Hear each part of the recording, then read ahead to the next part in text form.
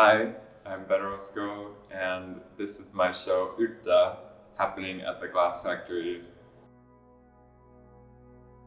My main themes are bringing my own interest in optical patterns and the abstraction of space with techniques in Swedish glass.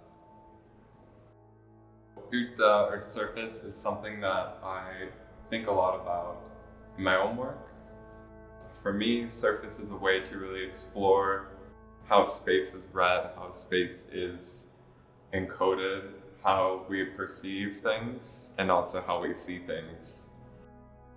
I'm here through a Fulbright program, which is a state-funded exchange between the United States and Sweden.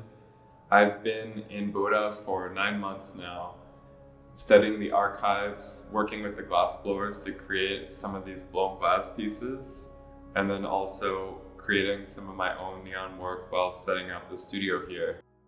Being in Sweden gave me the opportunity to really explore the ideas of surface coming from the techniques of graal and looking at the history of Swedish glass designers like Monica Backstrom, Bertil Wallin, and also Edvard Hald. I graduated last year with a Bachelor of Fine Arts in graphic design, sculpture, and glass. While I was in school, I had the opportunity to work in different mediums and processes. So while I was learning how to make neon pieces and learn the craft behind that, I was also studying a rigid graphic design program. The black and white pattern goes back to some of the primary exercises that are done in graphic design, where we play with ideas of gestalt, a lot of optical trends and optical psychology that you understand when you're manipulating form.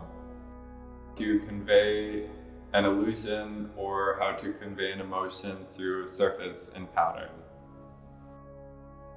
And so the show really has taken that idea and given me an opportunity to explain the idea of surface and to play with it in multiple approaches.